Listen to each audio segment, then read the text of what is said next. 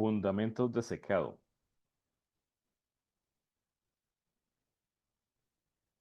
El secado es una operación unitaria muy importante por varias razones.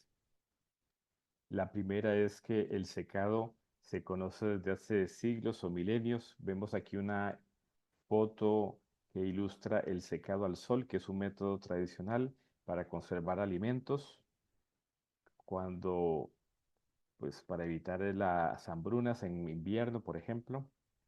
Y es algo que se puede hacer en forma artesanal. El secado al sol es un ejemplo claro. Y el secado es una operación presente en muchos procesos industriales. Técnicamente hablando, el secado es un proceso de separación sólido-líquido donde removemos humedad de un sólido y pronto vamos a definir qué es humedad. Implica la transferencia simultánea de calor y de masa e involucra los tres mecanismos de la transferencia de calor. Es decir, yo puedo diseñar secadores donde utilice la conducción, la convección y la radiación. Para analizar un secador requiero hacer tanto un balance de masa como un balance de energía. Típicamente requiero la adición de calor. Aquí vemos algunos ejemplos de secadores. Eso es lo que normalmente viene en los libros. Viene un diagrama y tenemos que usar la imaginación para ver o pensar cómo son estos equipos. Entonces, yo prefiero buscar unas fotografías de secadores reales y entonces aquí vemos unas fotografías donde arriba a la izquierda lo que tenemos es un secador de túnel. Arriba a la derecha lo que tenemos es un secador de tambor. Abajo a la izquierda tenemos un secador rotatorio. Y abajo a la derecha tenemos un secador de aspersión o de spray. En el centro lo que tenemos es un secador de bandejas. Y estos son diferentes tipos de secadores. Cosas que podemos comentar. Que en el secador de aspersión, por ejemplo, a la salida se observa un ciclón que sirve para recoger los polvos más finos que tienden a ser arrastrados.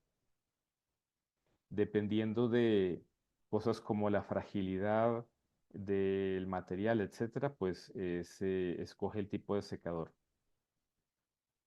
Existen muchos tipos de secadores, por atomización, por congelación, por vacío, por evaporación, de bandejas, rotatorios, lecho fijo, lecho fluidizado, de túnel o banda transportadora, secadores por lotes.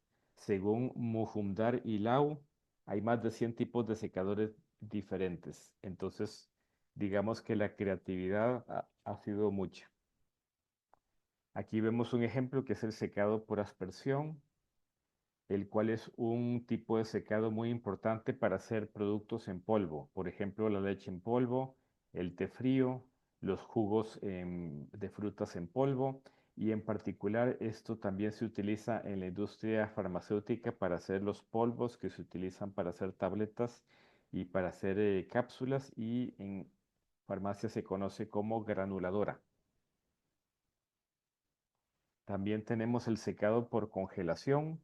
Habíamos dicho que el secado típicamente es por adición de calor, pero a veces eso lo que hace es cambiar las propiedades, color, sabor, cambios químicos, etcétera, del producto. Entonces existe esta alternativa que se basa en la sublimación del agua y que tiene la característica de que conserva las cualidades organolépticas como el color, la textura, el sabor y otros. Y una ventaja es que el producto no requiere refrigeración. Se está utilizando mucho en alimentos. Un ejemplo son los cereales, snacks, y ya existen unidades caseras que permiten a la gente secar por congelación su propia comida y guardarla en una alacena, y esto podría usarse incluso para un potencial emprendimiento. También se utiliza, muy importante, para lo que son vacunas y material biológico sensible. Pensemos en un lugar en el mundo donde no haya refrigeración o no haya suministro eléctrico confiable. Entonces se podrían echar a perder las vacunas si no estuvieran liofilizadas. Luego se reconstituyen con agua y ya se pueden aplicar. Una desventaja de este método es que el producto se vuelve frágil y es higroscópico si no se empaca rápidamente. Pretratamiento del material. Típicamente los materiales que salen de un proceso químico o de un proceso industrial son materiales que tienen grandes cantidades de humedad. Pensemos de 50 hasta 90% o más de humedad, de agua. Entonces hay que hacer procesos previos para ir concentrando el material. Pensemos en un caso, los ingenios de azúcar, con el tema del azúcar, o pensemos en un proceso minero, en un proceso de sedimentación, donde lo que nos interesa es el lodo. Ese lodo va a estar muy húmedo, entonces eso requiere procesos como evaporación, algún tipo de filtración, algún tipo de prensado, una centrifugación, y en filtración, pues existen diferentes tipos de filtración que se pueden usar. Aquí vemos, por ejemplo, un filtro prensa. En cuanto a equipos auxiliares, los procesos de secado muchas veces requieren otros procesos previos o posteriores.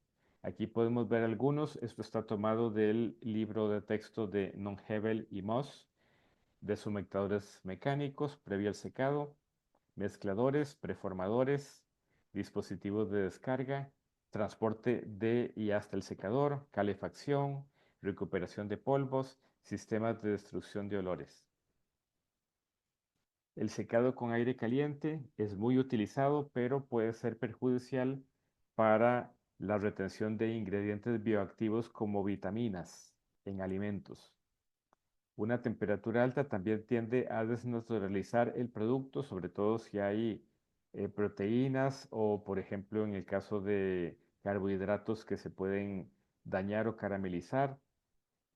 Y típicamente el oxígeno también reacciona con muchos productos, sobre todo de naturaleza orgánica y biológica.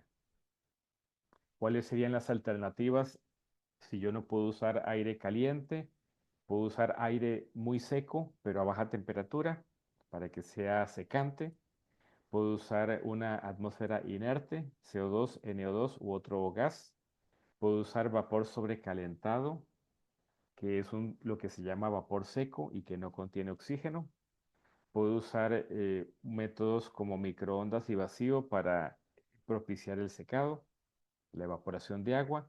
Puedo poner el material en contacto con un absorbente que esté caliente, o bien puedo utilizar previamente agentes de protección, como por ejemplo azúcares y otros, para proteger el material.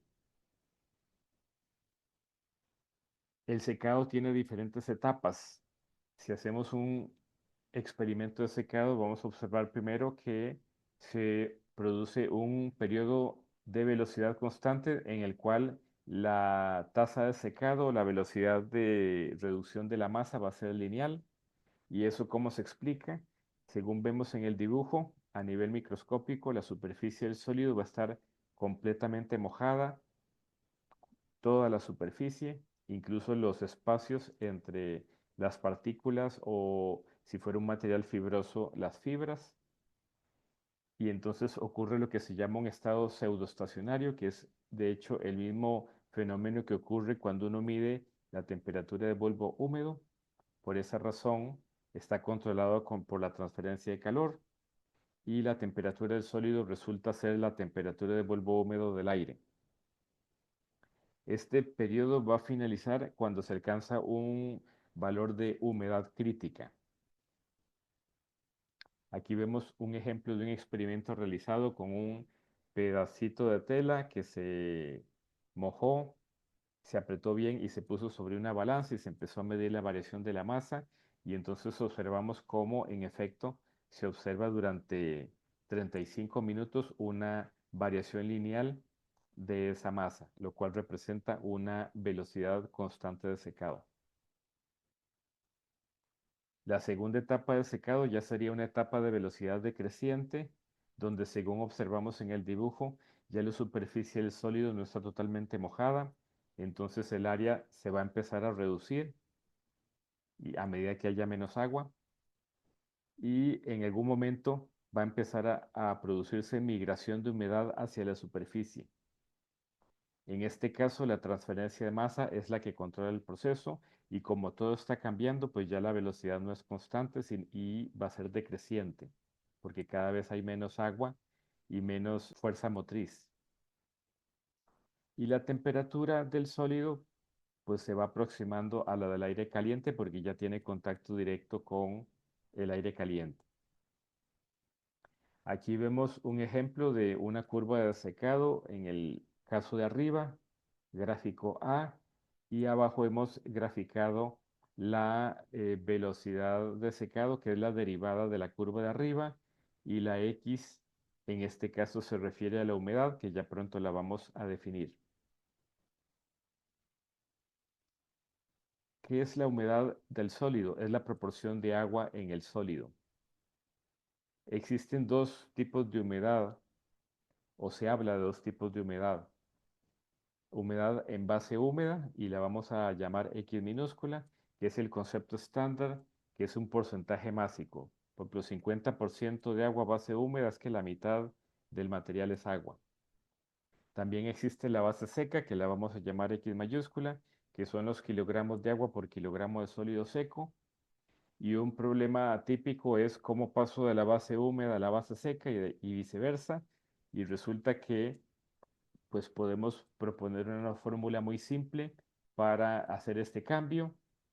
Cómo pasar de una base a la otra. Vean, la X mayúscula va a ser igual a la X minúscula dividido entre 1 menos X. Y en forma inversa, el X minúscula va a ser X mayúscula dividido entre 1 más X mayúscula. Hablando de humedades, en los libros y en la jerga de secado existen varias humedades que vamos a proceder a explicar. Primero, la humedad no ligada, que es la humedad que no está ligada al sólido, típicamente es la que está en la superficie y es la que es más fácil de eliminar. Luego está la humedad ligada, que es la que está de alguna manera ligada al sólido, por ejemplo, porque está adentro y entonces tiene que migrar por difusión y eso es un proceso pues mucho más lento. Está la humedad crítica, que es el valor de humedad en el estado o punto crítico, que es donde se cambia del periodo de velocidad constante al periodo de velocidad decreciente. Está la humedad de equilibrio, que es el valor de humedad del sólido en equilibrio con la del aire. Está también la humedad libre, que es la diferencia entre la humedad y la humedad de equilibrio. Vemos que matemáticamente es X mayúscula menos X mayúscula E. Vean que no tiene sentido secar un material por debajo de la humedad de equilibrio. ¿Por qué razón? Porque en cuanto lo saquemos al medio ambiente, va a empezar a absorber humedad. ¿Para qué? Para alcanzar la humedad de equilibrio. Vamos a presentar las ecuaciones de trabajo, que son unas ecuaciones bastante simples, en inglés diríamos straightforward. Y lo primero es que vamos a definir la humedad en función de la masa de agua y de la masa de sólido seco. Entonces, a partir de los datos, pues yo tengo una masa total y una masa de sólido seco, que esa la tuve que medir tomando una muestra y llevándola a masa constante en una estufa. El experimento típico de secado, cuando llego a masa constante, no es la masa seca, sino la masa de equilibrio. Entonces tengo que llevar eso a una estufa para obtener la masa seca. Después nos interesa obtener la derivada de esta variable, de x mayúscula de t. Entonces observen cómo la estamos definiendo. Y podemos ver que la derivada de la masa de agua va a ser igual a la derivada de la masa total. O dicho de otra manera, la variación de la masa de agua con el tiempo, el flujo o la velocidad de pérdida de agua, pues coincide con la velocidad de pérdida de masa total. ¿Para qué estamos definiendo la derivada de la humedad? Porque nos interesa definir el flujo de secado, que es igual al flujo másico o la velocidad de pérdida de masa dividido entre el área. Y entonces vemos que eso se puede poner en función de la derivada de x mayúscula. Adicionalmente agregamos un signo negativo porque nos interesa que el R sea positivo y la derivada de x mayúscula pues es negativa. Finalmente vamos a definir el tiempo de secado. A partir de la definición del flux, podemos hacer un reacomodo y obtenemos una expresión para el tiempo de secado. Y entonces luego vamos a ver que esta expresión es sumamente útil. ¿Cómo vamos a trabajar los datos de secado? En lugar de trabajar un gráfico en función del tiempo, lo que hacemos es calcular el flux R y después vamos a hacer lo que se llama el gráfico Rx, que es una forma práctica de analizar las curvas de humedad, porque aquí podemos dibujar una línea horizontal en el periodo de velocidad constante y en el periodo de velocidad decreciente vamos a poder dibujar una o más líneas rectas y eso nos va a permitir utilizar pues fórmulas analíticas para el tiempo de secado. Aquí podemos observar primero en el periodo AB, que es un periodo inicial de acomodo, donde no necesariamente la línea va a ser horizontal. Primero el sólido se está acomodando a nivel de temperatura y se están alcanzando las condiciones de estado pseudoestacionario. Entre B y C tenemos lo que se llama el periodo antecrítico, que es el periodo de velocidad constante.